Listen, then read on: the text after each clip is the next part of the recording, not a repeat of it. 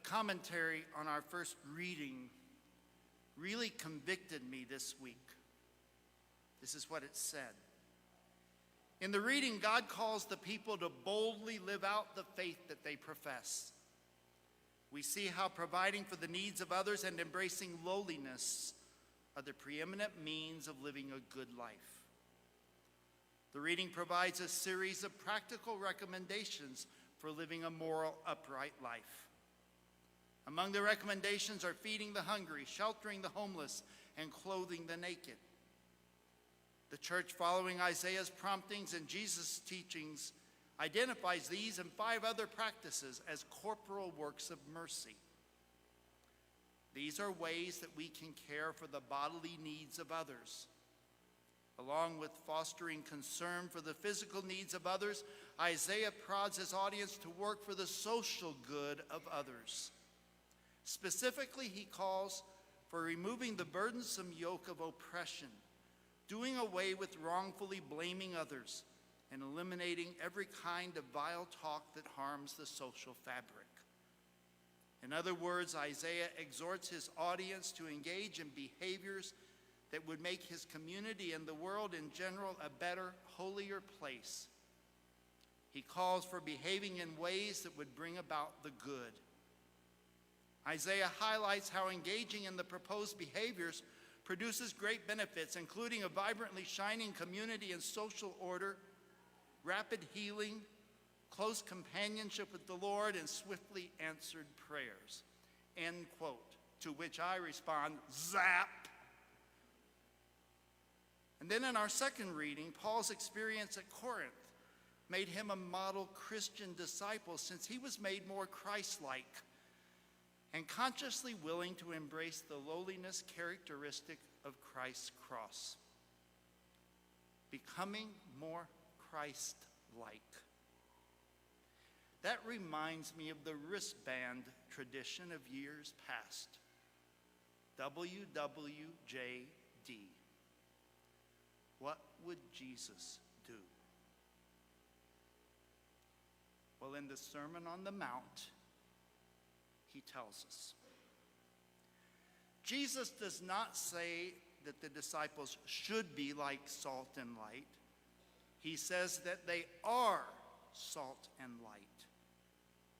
They are to live out their identity by good deeds that will lead others to praise God, who is the source of their goodness. Jesus seems to be aware that we may be tempted to hide our faith.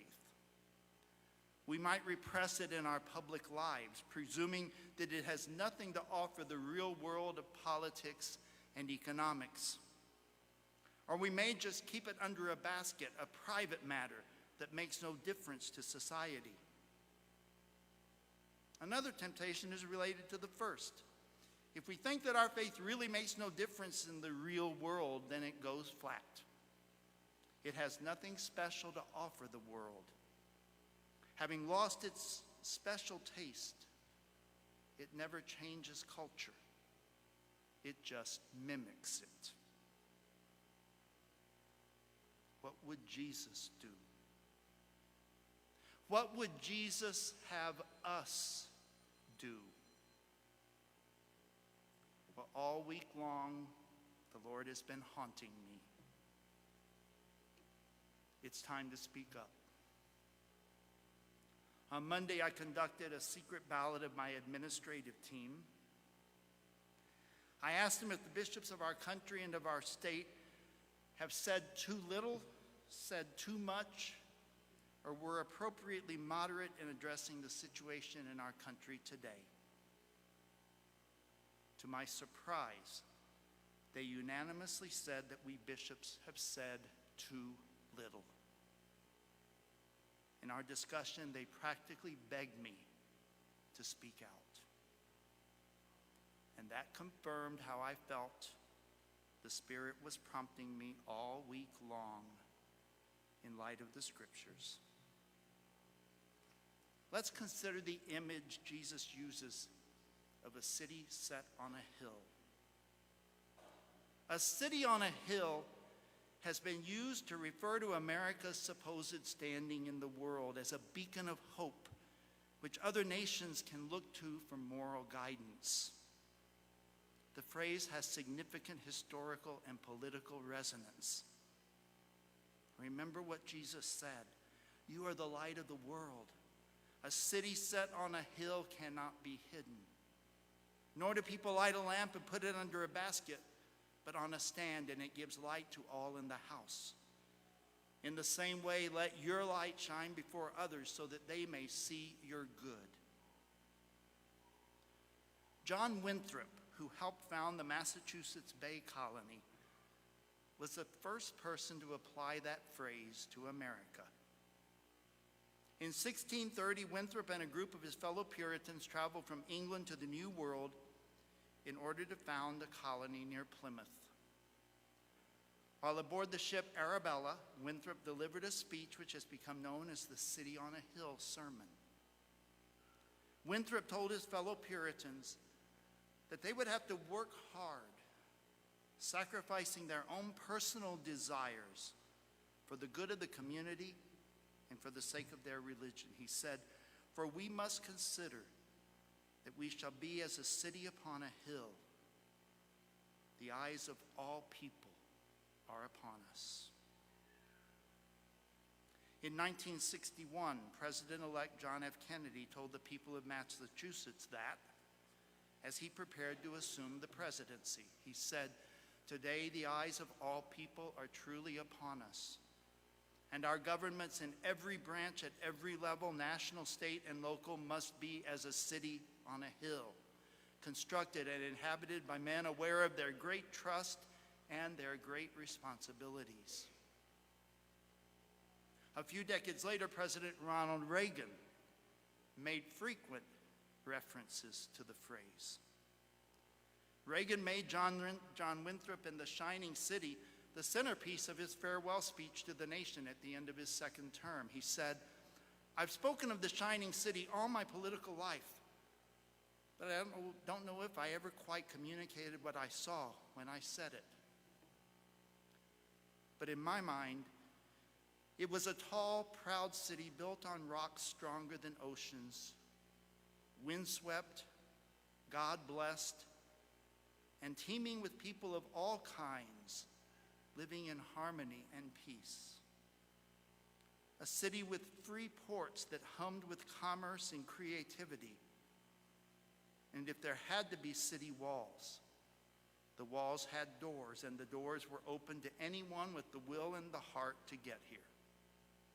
And she's still a beacon, still a magnet for all who must have freedom, for all the pilgrims from all the lost places who are hurtling through the darkness toward home." My friends, I think we need to ask,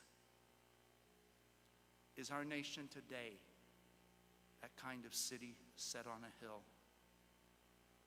Is the world looking at us today and seeing a light for all to see? Are people looking at us for the good things that we do? A Jesuit professor at St. Louis University who died in 2012, more than 3 presidential administrations ago, wrote, commenting on this weekend's reading, something which still rings very true. He said, "This is not a put down of any particular political party, even though at first sight it may seem so. Close examination of the dominant parties in the United States today will show that both of them are in the pockets of the rich and powerful. Both of them neglect the poor, although they use different rhetoric to cover their negligence. Both of them are nationalistic, and both of them underwrite health, immigration, and labor policies that hurt the most vulnerable in society." End quote. We are at a critical juncture now. We need to study the situations around us. We need to listen to the positions candidates for office are taking on dealing with those situations. And we need to look at the character of candidates for office. They are called to be role models for future generations of Americans. We need to pray over our vote. We need to discern, listening to the Spirit's movement deep within us as we cast our vote. I actually made the sign of the cross publicly as I started voting at the polling place in the last general election. What would Jesus do? What would Jesus have us do? Well, what you have been doing, and what you have an opportunity to do with the Catholic Charities Special Collection this weekend. You responded to my call several months ago for non-perishable foods with great generosity. The staff of Catholic Charities tells me they are still receiving copious amounts of food. Thank you for your response, and let's keep it going. Please be generous with Catholic Charities and with your own St. Vincent de Paul Conference, which is collaborating with Catholic Charities at my request. Since the COVID pandemic, Catholic Charities Diocese of Lubbock has been salt and light for Lubbock especially.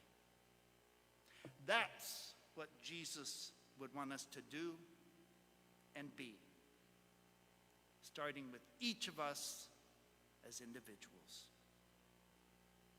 You are the salt of the earth. You are the light of the world.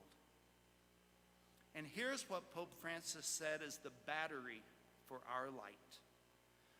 At Mass at Casa Santa Marta on June 7th, 2016, he preached, "What must a Christian do in order for the salt not to run out, so that the oil to light the lamp does not come to an end?" The battery a Christian uses to generate light is simply prayer. Prayer, the Pope says, is what lights up Christian life, and prayer must come from the heart.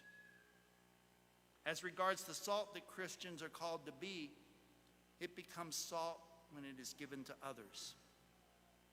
This is another Christian attitude, to give of oneself, to give flavor to the lives of others, to give flavor to many things with the message of the gospel.